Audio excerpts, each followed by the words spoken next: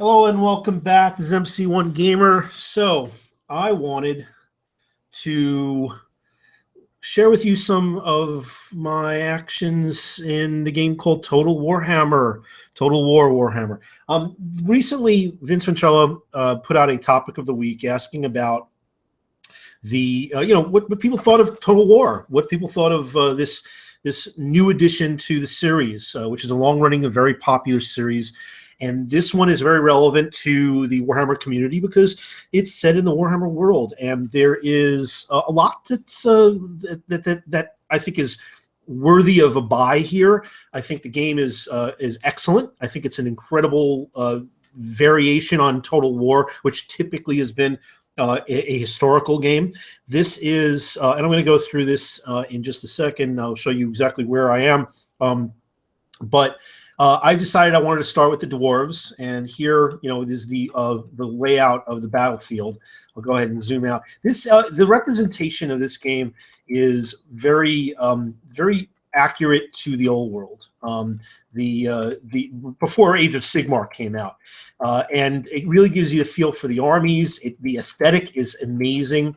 This is a particular game here where I had been plagued by Grimnor for quite a long time, and you'll see him. This is just one battlefield. I had been trying to find this guy with a proper sized force. This is, he's obviously from the Orcs and Goblins, and he's a beast. He is an absolute beast in this game. This guy and his forces had laid waste in the early part of the game to my dwarves, as well as I'm sure many other factions.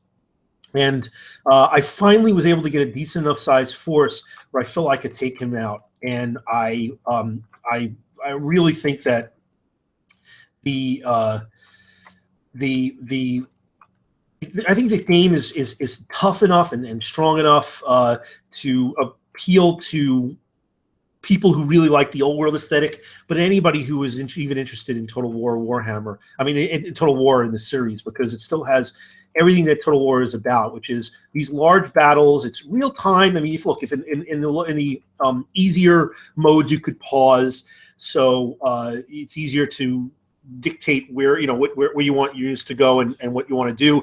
You can certainly speed up the game, slow it down, even go slow motion. But it really gets visceral when you're playing the game at regular speed and having to make the decisions that you need to make as quickly as possible. Obviously, you have to think on your feet, and that's the challenge. It's got a nice multiplayer mode. I'm sure everybody knows Total War or has played it at one point. And if you haven't, you probably should take a look at this series. There's some great ones. So this unit here, I love miners from the old world, and they're also in Age of Sigmar. But I just love the idea of what miners are in terms of being able to tunnel underneath the ground and whatnot. But you can't do that in the old world. They just really can vanguard a little bit. And so I position these guys. The really nice thing is once you upgrade them, you can throw their they can throw their dynamite sticks, and it's very devastating in this game. It wasn't so much in on the tabletop. So there's some kind of variations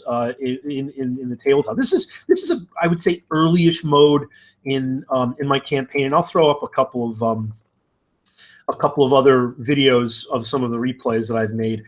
I chose to be on the lowered slope here. You really have a lot of advantage being on the upper slope. But I kind of am a little bit outnumbered and a little bit outgunned here. The orcs here have a lot of forces, and they have these fast-moving forces that hit the flanks. And these Doom Divers, by the way, great representation from the game. If you don't know what Doom Divers are, well, you should, because if you follow my channel, you probably know a lot about Warhammer. But they basically take these little goblins and they chuck them in the air, and you can steer them. You can take control of them in the midst of the game and redirect them. But they are just hysterical, especially hearing them just screaming and freaking out on the way in. These boar riders just run right over cavalry, run right over infantry and knock them to the ground. Not all of them are killed.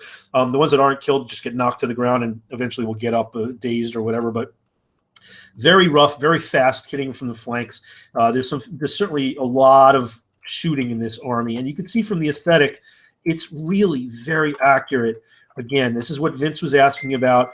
It's very accurate to to the old world. I think you can reskin some of this stuff, or rather not reskin, but recolor some of this. But they did a really nice job, and I'm just going to go into a little bit of slow motion here so you can see these guys moving. And this is a replay, so I'm not actually shooting this battle right now. Usually the commander has this nice glow effect, so you can really pick him out on the battlefield. But you can see some of the forces. We've got Black Orcs, bunches of the archers, and they're just converging on me. Now, when you start this battlefield, typically you're in these blocks, these rectangular sections of deployment. And I figured if I went side to side with against my forces, he would envelop me with these forces. So as a dwarf, typically turtling, I went and I took a corner. Dwarves, they're slow, and we all know that. So I wanted to refuse this flank here because he's clearly going to try to come around. The AI tactics are not bad. I mean, they're better at higher difficulty levels, certainly. And I wanted to have some archers that can, whittle these guys down as they came in. And my idea is that I would swing this around to meet him, to continue to address him as he comes in. I have my line of warriors and longbeards, which are screening my archers. I've got 2 units of cannons, which is not, it's not a lot of artillery. This is relatively early in the game. Again, I got some archers here. My general is sitting right there. This one is called Cazador the Durable. Okay, so so it's not the legendary lord. I wasn't able to put a force in play to actually, get the legendary lord Thorgrim, but I put these 2 underneath this slope here. I wanted to try to surprise him. The range is much smaller than the archer range that you'll see, and I wanted to be able to kind of surprise these guys as they came in. Hit them from the sides. There's definitely an effect for when it comes to morale when you hit force from the side. You see he's already starting to flank out to the sides while his main force comes in through the center. And what I love is there's a real good feeling of how artillery works and how long-ranged weaponry works. And you get that, you can hear the field guns, the cannons. And it's great because again, I don't know if I'm repositioning these guys. I think I might have repositioned them, or maybe this is what they do when they're actually reloading. So you can see here I'm reorganizing my troops. I'm moving these guys up to kind of cover this gap here. Also, I can see that they may not be taking the bait. I was hoping that maybe some of their forces might come around here and I'd surprise them. So here I'm kind of just showing my face, just sticking up a little bit so maybe they'd see me. But I want to maybe try and draw some of their troops this way, and then I can get maybe a flank charge there. And obviously as you take these hits, you can see that they're getting weaker. So I've devoted some activity to knocking out some of their flanking troops. He's already in range with some of his archers, so I decided, I better go down the hill. As you can see, there's certainly some tactics that are appropriate and similar to what you would see in a regular Warhammer game. This is rank and flank type troops that we've seen in 8th edition and previous editions of standard Warhammer Fantasy, not obviously Age of Sigmar. And anybody who's missing that aesthetic and that game style, obviously if they're not playing 8th edition still, or if they're playing 9th, they're going to appreciate this. But just the aesthetic alone is big. So I just want to show you this charge here, because now I'm obviously in range. I'm starting to counterfire, trying to whittle these guys down. And this is the impact really works, in my opinion. Boom, right in there, just knocking a couple of these dwarves back. So they're starting to move in, and I think I moved this particular unit to try and hit them in the flank. I don't think I moved this one. I wanted to keep the front because obviously you could see that these guys are starting to move in here, and then I have the archers that are just trying to whittle these guys down even further. They took a beating from the cannons on the way in. Over here, he's moved some of his forces. He took the bait. He's moved some of these forces to try and address what he sees the miners. I have uncovered hidden troops. What happens is there's some troops that can hide that you won't be able to see. It depends on the hills. It is line of sight. These will disappear from view in the midst of the game at times and then reappear when you can see them again. But there are some troops that just don't show up until you get much, until you get close enough. So like these guys, these miners can hide in the woods. There are other scenarios. I wanted to go and focus on this side here because this unit's coming in, and look at that. Look at the explosions from the dynamite. Just incredible. It didn't do a great amount of damage here because I think I threw past them. I think I waited maybe a little bit too long, but these, they're now engaging. I forget what I do with this unit. I think I might wheel around and hit this this spear unit in the side.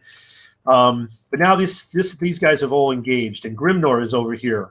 And this is, he's just wrecking face. He's laying waste to this to just whole swaths of the heroes are really very well represented. I have my general in there. Get a little closer so you can get a sense of just how crazy the battles are and how cool. These guys just go flying when Grimnor starts swinging. These big legendary lords are really, truly that. They're truly legendary. So I am trying to focus whatever I can to try and take down Grimnor. And I've already done some damage to him, as you can see. So I'm going to try to finish him off at some point. From this side here, again, I'm exchanging lots of arrow fire. He has a lot more archer units. This spearman unit has moved in, but they're really getting tattooed by my warriors. Again, the whole idea here is that, and I've taken a beating on this side with my miners, but dishing out a little more to the spearmen. So, this Doomdiver just collided into my my miners. I threw a little more into these arrow boys trying to get them. I think have I broken this unit? No, I just completely turned around, taking the casualties to try and trying to take out this unit that was coming in with of arrow boys. So now there's a line that's been drawn. I think I'm just exchanging. I think I've killed off a number of the stuff in the middle here or broken. Yeah, they've run away. You can see they're starting to run away. Some of these units, they start blinking and their banners get a little lighter. The real interesting part, of course, is in the center, which is Grimnor, who he's seriously hurt here. I've focused a lot of effort on a lot of arrow fire. I think my lord is still doing okay. Grimnor has been just going after the rank and file guys, and now he's ready to break. You can see he's blinking. So this was a big milestone in the campaign because there are grudges that after if enemy forces try to if they sack your towns, your settlements, or if they take over your settlements. Wow, he just knocked that dwarf lord out his ass. If they get away with it, basically the grudges, which is a little mini quests, they're established, and if you succeed in getting vengeance, basically, you close out the grudge and you get some gold and some benefits to your overall public order morale. And in this case, I really needed to get this guy done because what happened to these grudges? I think he's starting to go after some of the rest of these forces here. And you can see I'm now starting to charge up the hill after I've done some of this damage. I got my lord back. He's actually gotten back on his foot, going after Grimgor again. And you can see again, I've established my lines, but now I'm starting to pursue some of these units. And Grimgor is now starting to go on a runway. And I think I took him out just as this was ending. He died again to the dwarf lord, and I'm gonna have to just finish out the talk with this here because otherwise end the screen. But I just wanted to show a little bit more detail here of what this looked like. So if you let the grudges go for too long, these guys, the miners, definitely held this flank. This little sneaky maneuver here kind of worked. These units were not broken, but again, enough losses were incurred that the victory was indeed mine. I think when the general goes, the game is not over, but it really starts having an impact with local morale. The thing about grudges is that the longer you let them fester, the worse they are on your faction morale. So you really got to go take care of them as quickly as you can. And that was just, a little taste of Warhammer Total War. And it was definitely a decisive point in the campaign that I'm running now. I'm actually just started up a Vampire Accounts campaign. I really think that people should check this out. If you're into Warhammer, you're going to like this game. If you're into Total War, I think it's a nice addition to the long list of titles. I've played only a couple of them, and there are some that are just, well known within the gaming community, video gaming community. I haven't really gotten into these games in a while, so I've missed several iterations. But when I saw the Warhammer versions coming out, I decided, hey, this was an opportunity to go and you really get a taste of the old world aside from just doing the tabletop. And I've always wanted, to play the Warhammer aesthetic and style in the game. I say that if I had to say what are the best things about this game, again, I think that the aesthetic is a very true representation to Warhammer Fantasy, old world. I think that the style of play for the units is reasonable. There's obviously tweaking that can be done. There's lots of mods already out there that rebalance things or readjust things to people's preferences or change some of the game aspects. There's a very robust modding community that I think that people will tap into and will make the game more what they want. The multiplayer is excellent, and I'm looking forward to getting some multiplayer games with some of my fellow gamers that I've already communicated with, not just people from North Jersey, but obviously others. So if you're obviously into Warhammer and you want to get a game in, just feel free to reach out to me. If I have some time, I'll be happy to do it. The campaigns are pretty cool. They can go on for hundreds of turns, and eventually chaos will start swelling in the north and start coming down and just walking through nations. So you better prepare early on. I think if I had to say what I like the most, I like the spell effects. They feel like they have an impact. They're not overpowered. The imagery, the graphics for the spells are pretty impressive. I'll see if I can get one of my Vampire Count games when I get a little deeper and a little more robust army structure, and it really feels like the kind of campaign that you might do on the tabletop. If you've ever done any of these ongoing campaigns, we have maps taking over territories, which is really kind of stolen. I think it's stolen from the Total War aspect anyway. So give it a shot or check out the many videos that are out there on YouTube, not just mine. There's some people that obviously had early access and really just did a lot of crazy battles, and you can get a feel of what the game is like. If you like it, pick it up. You're going to get your taste if you're really looking for something like this. Whether it's mass battles or whether it's just the old world feel. I think it's worthy. I think it's worth a buy.